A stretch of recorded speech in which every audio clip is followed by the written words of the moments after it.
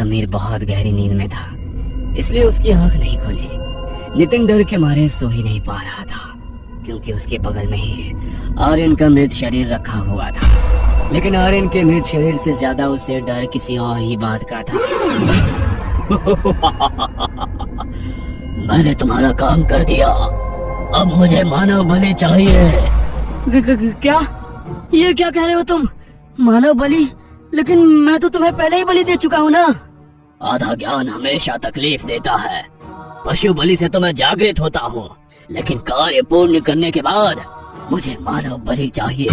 मुझे मानव बलि ला कर दो, वरना मैं तुम्हें ही खा जाऊंगा। नहीं, देखो, मैं ऐसा नहीं कर सकता। अगर तुम्हें बलि ही चाहिए तो तुम्हें जितने तुम बोलोगे उतने पशुओं की बलि दूंगा, लेकिन मैं किसी इंसान को कैसे बलि पर चढ़ा सकता हूँ? कितने अच्छे इंसान हो ना तुम। अपने दोस्त को बलि पर चढ़ाने से पहले सोचा था क्या? तो अब भी मत सोचो, क्योंकि मुझे इंतजार करना पसंद नहीं। अगर कल रात तक मुझे मानव बलि नहीं मिली तो तुम मेरी बलि बनोगे। मानव बलि कैसे चढ़ाऊंगा मैं उसे? मैं कैसे मार सकता हूँ किसी को? पहले ही आर्यन के मरने का पाप मेरे सर पर लग चुका है, अब किसी और को कैसे मार सकता हूँ? लेकिन अगर मैंने किसी और को नहीं मारा तो वो मुझे मार देगा। अगले दिन जब सुबह सबकी आंख खुली तो आर्यन की मौत ने सबको चौंका दिया, क्योंकि जिस तरीके से उसकी मौत हुई थी वो सामान्य नहीं था। उसका पूरा शरीर सफेद पड़ चुका था और आंखें बाहर को निकल कर आ चुकी थी। ऐसा कैसे हो सकता है? ये कोई सामान्य मौत नहीं है, कुछ तो बहुत अजीब हुआ है आर्यन के साथ। वरना ऐसे कैसे हो सकता है कि किसी के मरने पर उसका पूरा शरीर ऐसे सफेद पड़ जाए और आंखें बाहर को निकल कर आ जाए? समझ तो मैं भी नहीं पा रहा कि इसके साथ ये हुआ कैसे, क्योंकि ये सब बेताल का किया हुआ है। लेकिन बेताल को जब तक कोई जागृत ना करे तब तक बेताल यहाँ पर किसी को नुकसान नहीं पहुँचाता। कहीं इसकी किसी के साथ कोई दुश्मनी तो नहीं थी ना? कहीं तुम्हारा दिमाग तो खराब नहीं हो गया है? कुछ भी बोले जा रहे हो। एक तो यहाँ हमारा दोस्त चल बसा और तुम फालतू की बकवास कर रहे हो। बकवास नहीं कर रहा हूँ मैं, सच बोल रहा हूँ। किसी ने जागृत किया है उसे, और हो सकता है कि तुम में से ही किसी ने ऐसा किया हो, क्योंकि तुम लोगों से तो यहाँ पर किसी और को कोई मतलब भी नहीं है। पहली बार यहाँ पर आए हो तो भला कोई और तुम्हारे साथ ऐसा क्यों करेगा? तुम में से ही कोई है जो इस सब का जिम्मेदार है। बंद करो तुम अपनी बकवास। हम में से कोई ऐसा क्यों करेगा? अरे हमने अपना दोस्त खोया है, और भला हम खुद अपने दोस्त के साथ ऐसा क्यों करेंगे? तुम प्लीज अभी चले जाओ यहाँ से। समीर ने गार्ड को वहाँ से भेज दिया। आर्यन के परिवार में पहले बस उसकी एक बूढ़ी दादी थी, जो भी कुछ समय पहले चल बसी थी। इसलिए आर्यन के परिवार में उसका अंतिम संस्कार करने वाला कोई नहीं था, तो उसके दोस्त ने ही वहाँ पर उसका अंतिम संस्कार कर दिया। क्या सोच कर आए थे हम लोग यहाँ पर, और क्या हो गया? अपने दोस्त को खो दिया हम लोगों ने। अब हम यहाँ पर एक सेकंड भी नहीं रुकेंगे, हम अभी के अभी यहाँ से चले जाएंगे। हाँ, मुझे भी यहाँ रुकना खतरे से खाली नहीं लग रहा। जब आर्यन के साथ ऐसा हो सकता है तो हमारे साथ भी कुछ भी हो सकता है। अगर ये लोग अभी यहाँ से निकल गए तो मैं बेताल को रात को बलि कैसे चढ़ाऊंगा? और अगर मैंने उसे बलि नहीं चढ़ाई तो वो मुझे मार देगा। नितिन, तुम गाड़ी निकाल लो, तब तक हम लोग सामान लेकर आते हैं।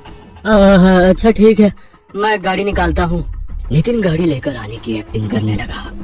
उसके दोस्त सामान लेकर नीचे आ गए थे।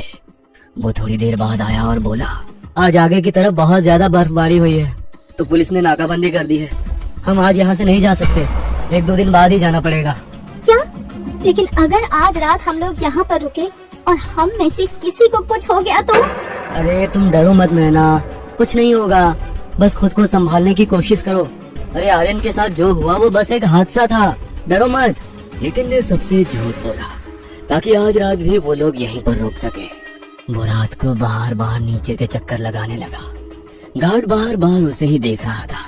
गार्ड को उस पर पूरा शक था कि उसी ने बेताल को जागृत करके अपने दोस्त को मरवाया है। रात के 11 बजने वाले हैं, तुम इतनी रात गए यहाँ पर क्यों घूम रहे हो? इतनी सर्दी है तो होटल के अंदर जाओ ना। नींद नहीं आ रही है मुझे, और तुम अपने काम से काम रखो, बड़ा ध्यान है तुम्हें मेरा। मैं अच्छी तरह जानता हूँ कि क्यों घूम रहे हो तुम यहाँ पर, और ये भी जानता हूँ कि तुमने ही अपने दोस्त को मारा है और कोई नाकाबंदी नहीं है आगे। जानबूझकर अपने दोस्तों को यहाँ पर रुकवाने के लिए ये सब बहाना बनाया है तुमने। किसी की बलि देने वाले हो ना तुम? दिमाग खराब हो गया है क्या तुम्हारा? या सठिया गए हो जो कुछ भी बोले जा रहे हो? दोस्त को मारना, बलि देना, ना जाने क्या क्या। शर्म आनी चाहिए तुम्हें। नितिन होटल के अंदर आ गया। उसने देखा कि होटल के अंदर गार्ड चाय बना रहा है। बहुत बकवास कर रहा था ना वो गार्ड। उसी की बलि चढ़ाता हूँ बेताल को, लेकिन कैसे? नितिन वहाँ छुपकर मौके की तलाश करने लगा और उसे जैसे ही मौका मिला उसने मौका देखकर चाय के अंदर नींद की दवाई मिला दी। लेकिन तभी वहाँ काम करने वाला रसोइया वॉशरूम से बाहर आ गया। उसे देखकर नितिन अचानक से हड़बड़ा गया। अरे सर, आप इस समय यहाँ पर क्या कर रहे हो? और रसोई के अंदर तो हमारे अलावा कोई भी नहीं आता जाता है। सब कुछ ठीक तो है ना? अरे हाँ, सब कुछ ठीक है।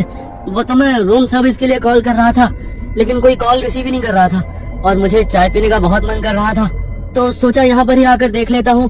अगर कोई होगा तो चाय पी लूंगा। अच्छा, वैसे मैं अभी चाय बना ही रहा था और देखो चाय बन भी गई। आपके लिए भी एक कप दे देता हूँ। रसोइया ने नितिन को चाय दी। नितिन चाय लेकर वहाँ से चला गया। उसने वो चाय पी नहीं, क्योंकि उसके अंदर नींद की दवाई मिली हुई थी। वो बस इसी इंतजार में था कि जल्दी से गार्ड वो चाय पिए और गहरी नींद में सो जाए। कुछ देर बाद गार्ड ने चाय पी और चाय पीते ही वो गहरी नींद में सो गया। बहुत बकवास कर रहा था ना सबके सामने। अब इसी की बलि चढ़ाऊंगा बेताल को। 12 बजने में सिर्फ 3 मिनट है मेरे पास। अगर इन 3 मिनट में मैंने इसकी बलि नहीं दी तो मैं ही मारा जाऊंगा। नितिन बाहर गया। गार्ड गहरी नींद में सो चुका था। उसने गार्ड को हिलाकर देखा, लेकिन वो नहीं उठा। उसने आसपास देखा कि वहाँ कोई है तो नहीं। उसने जल्दी से गार्ड की हथेली पर चीरा लगाया। मुझे जल्दी से इसे बेताल के मंदिर तक ले जाना होगा, भोग लगाना होगा जल्दी से उसे। नितिन ने जल्दी से गार्ड को घसीटना शुरू किया और वो उसे घसीटता हुआ बाहर बेताल के मंदिर तक ले गया। उसने बेताल के सामने गार्ड की बलि चढ़ा दी। उसने जल्दी से अंदर तक जाकर देखा कि कहीं कोई है तो नहीं, लेकिन कोई नहीं था। वो फिर से बाहर बेताल के मंदिर की तरफ आया, लेकिन जब तक वो बाहर आया तब तक तो गार्ड वहाँ से गायब हो चुका था। वहाँ पर कुछ था तो सिर्फ उसके शरीर की बची हुई हड्डियाँ। ये देखकर नितिन के रोंग कांप गए, क्योंकि अगर उसने समय पर बेताल को गार्ड की बलि ना चढ़ाई होती तो गार्ड की जगह उसके शरीर की हड्डियों का ढांचा वहाँ पर होता। अच्छा हुआ मैंने इसकी बलि चढ़ा दी। अब मुझे हमेशा के लिए इस बेताल से छुटकारा मिल गया। कल सुबह होते ही मैं सबके साथ यहाँ से निकल जाऊंगा। मैं अब और यहाँ नहीं रह सकता। अगली सुबह नितिन अपने दोस्तों के साथ वहाँ से निकलने लगा तो होटल के बाहर लोगों की भीड़ जमा थी। अरे, होटल के बाहर ये लोगों की इतनी भीड़ कैसे जमा है? कुछ हुआ है क्या यहाँ पर? हाँ भैया, कल रात को जरूर किसी ने बेताल को बलि दी है और हमारा सिक्योरिटी गार्ड भी गायब है। लगता है किसी ने उसे ही बेताल को बलि चढ़ा दिया। क्या बेताल बलि? लेकिन ऐसा कैसे हो सकता है? ऐसे कैसे कोई किसी की बलि चढ़ा सकता है? ऐसा हो सकता है साहब, अगर कोई अपनी इच्छा पूरी करवा के बेताल को इंसानी बलि ना चढ़ाए तो बेताल उसी को मार डालता है। पहले आपके दोस्त की जान गई और मुझे तो लगता है आपके दोस्त की जान बेताल ने ही ली है, और जिसने भी ऐसा किया उसी ने अपनी जान बचाने के लिए कल रात को बेताल को मानव बलि चढ़ाई है। क्या? मुझे तो समझ नहीं आ रहा कि यहाँ पर क्या हो रहा है। यहाँ पर अब 1 सेकंड भी रुकना हमारे लिए खतरे से खाली नहीं है। पहले आर्यन हमसे दूर चला गया और अब गार्ड भी मर चुका है। हमें अभी के अभी यहाँ से निकल जाना चाहिए। हाँ, हम सब चलते हैं। मैं गाड़ी लेकर आता हूँ। नितिन जल्दी से गाड़ी लेकर आया और अपने दोस्तों के साथ वहाँ से निकल गया। पूरे रास्ते वो लोग इसी बारे में बात करते रहे, लेकिन कोई ये नहीं जानता था कि इस सब के पीछे उनके अपने ही दोस्त का हाथ है। पता नहीं कौन है वो जिसने बेताल को ये बलियां चढ़ाई है। जिसने भी ये किया है ना, उसे इसकी सजा तो जरूर मिलेगी। हमारे आर्यन को हमसे छीन लिया उसने। पूरे रास्ते भर नितिन ने किसी से बात नहीं की। वो अपने घर पहुंचा तो उसने चैन की सांस ली। अब उसे बेताल से मुक्ति मिल गई है। लेकिन रात के जैसे ही 12 बजे तो वैसे ही उसे अपना शरीर फिर से भारी लगना महसूस हो गया। ये क्या हो रहा है? मेरा शरीर फिर से इतना भारी कैसे हो रहा है?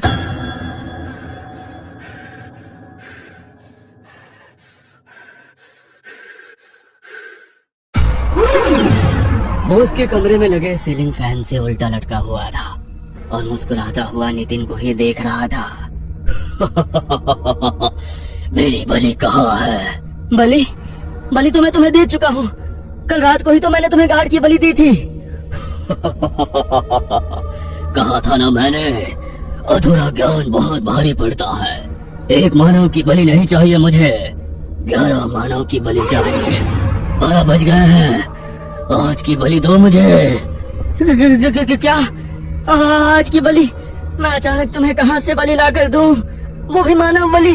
देखो मुझे थोड़ा समय दो, मैं कल सुबह तुम्हें बलि दे दूंगा। तुम्हें पता है ना, मुझे इंतजार करना पसंद नहीं। बलि तो मैं अभी ही लूंगा। अगर किसी और की बलि नहीं मिली तो तुम होना। डर के मारे नितिन का शरीर पूरी तरह पसीने से भीग गया। तभी उसके दरवाजे पर नॉक हुई। लगता है कोई आया है। दरवाजा नहीं खोलोगे क्या? भैया दरवाजा खोलो ना, मुझे पता है आप जाग रहे हो। कल मेरा मैथ्स का टेस्ट है, प्लीज थोड़ी हेल्प कर दो ना। नहीं, तुम जाओ यहाँ से, मेरी तबीयत कुछ ठीक नहीं है और एक टेस्ट में कम नंबर लेकर आओगी तो कुछ फर्क नहीं पड़ेगा। जाओ यहाँ से। अरे छोटी बहन है तुम्हारी, ऐसा क्यों करते हो?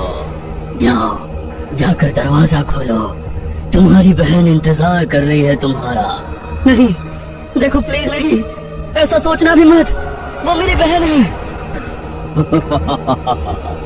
कोई बात नहीं, अगर तुम दरवाजा नहीं खोल रहे तो मैं ही खोल देता हूँ। नहीं।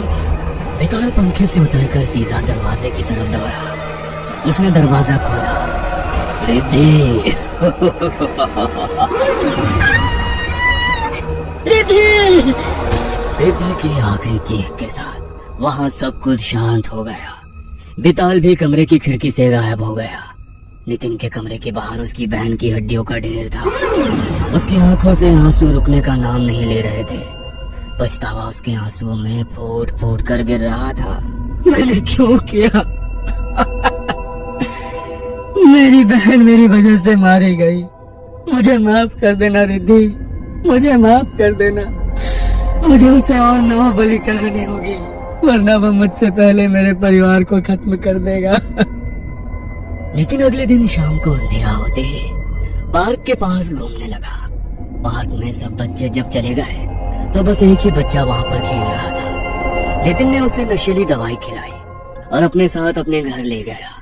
जैसे ही रात के 12 बजे उसने लड़के के शरीर पर एक चीरा लगाया और जैसे ही उसके शरीर से खून निकला, बेताल उसके ऊपर झपटा और नितिन की आंखों के सामने उस जिंदा बच्चे का शरीर भी हड्डियों के ढेर में बदल गया। बेताल उसे देखकर भयानक तरीके से मुस्कुराया और हड्डियों के ढांचों को वहां छोड़कर फिर से खिड़की के रास्ते गायब हो गया। 8 बलि और चढ़ानी है बस मुझे, उसके बाद मुझे और मेरे परिवार को इस बेताल से मुक्ति मिल जाएगी। 1, 2, 3 रातों तक नितिन ने फिर से यही किया। वो बच्चों के खेलने वाली जगह पर जाता और जो भी बच्चा आखिरी में उसे अकेला मिलता वो उसकी बलि चढ़ाने के लिए उसे अपने साथ ले आता और उनकी बलि देकर उनकी हड्डियों का कब्रिस्तान में दफन कर देता। आज भी वो किसी बच्चे की तलाश में था, लेकिन आज पुलिस वहाँ पर पेट्रोलिंग कर रही थी क्योंकि 3-4 दिनों से वहाँ बच्चों के लापता होने की खबर लगातार आ रही थी। पुलिस का ध्यान नितिन पर गया कि वो बहुत देर से पार्क के आसपास घूम रहा है और बच्चों पर नजर रख रहा है। वहाँ पर पेट्रोलिंग कर रहा एक हवलदार नितिन के पास आया। क्या रे, कितनी देर से तू क्या कर रहा है यहाँ पर और बार बार बच्चों के पास जाकर क्या देख रहा है? बच्चे उठाने वाला है तू? अरे कैसी बातें करते हो सर, मैं क्या आपको बच्चे उठाने वाला लगता हूँ? आप क्या पार्क में घूम भी नहीं सकते क्या? ज्यादा शाना बनता है। हाथ में क्या है तेरे, दिखा। कुछ नहीं है सर, कुछ नहीं है, दिखा। हवलदार ने नितिन के हाथ से पैकेट छीन लिया तो उसके अंदर नशे वाली दवाई थी। शायद ठीक निकला मेरा, बच्चों को नशे की दवाई खिलाकर अगवा करता है। अरे नहीं सर, ये तो मेरे लिए रात को नींद नहीं आती है ना, तो नींद की दवाई खाता हूँ और कुछ नहीं है। नींद नहीं आती है ना तुझे? अभी थाने लेकर चलता हूँ, बहुत अच्छी नींद आएगी। चल, बच्चे चुराता है, शाना बनता है, इधर चल। हवलदार नितिन को अरेस्ट करके वहाँ से ले गया। रात के 12 बजते ही बेताल नितिन के पास पहुँच गया। तू आज मेरे लिए बलि लेकर नहीं आया तो मैंने सोचा मैं ही तेरे पास आ जाता हूँ। मेरी आज की बलि कहाँ है? देखो, मैं तुम्हारे लिए आज बलि का इंतजाम नहीं कर पाया, लेकिन कल तुम्हें 2 मानव बलि दूंगा। आज के लिए मुझे बख्श दो। तू जानता है ना, मुझे इंतजार करना पसंद नहीं। अगर तू मुझे बलि नहीं देगा तो मैं खुद बलि ले लूंगा। नहीं नहीं, देखो तुम ऐसा नहीं कर सकते। मैं तुम्हें कह रहा हूँ ना, मुझे थोड़ा समय दो। पागल हो गया है क्या? किससे बातें कर रहा है? इतनी देर में नितिन ने हवलदार की तरफ मुड़कर वापस बेताल की तरफ देखा तो वो वहाँ नहीं था। कहाँ चला गया ये?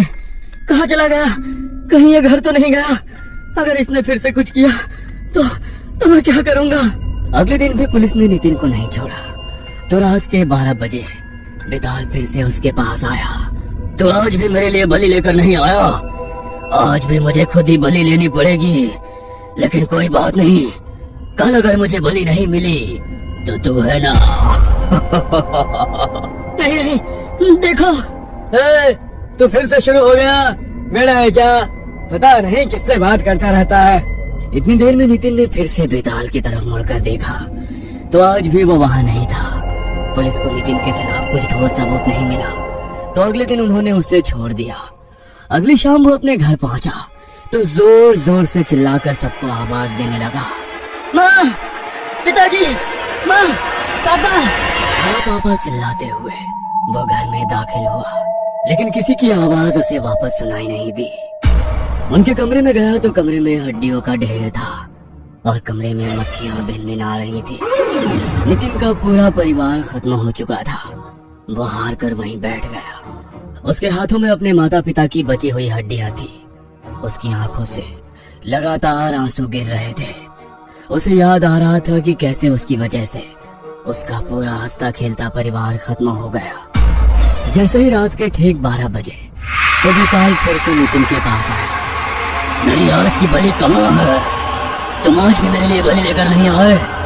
मैंने तुमसे कहा था मुझे ज्यादा इंतजार पसंद नहीं। अब मैं किसकी बलि लूं? अब तो तुम्हारा पूरा परिवार भी खत्म हो गया। अब तो सिर्फ तुम ही बचे हो। मुझे मार डालो तुम, मेरी बलि ले लो तुम और मुक्त कर दो मुझे इस बात से।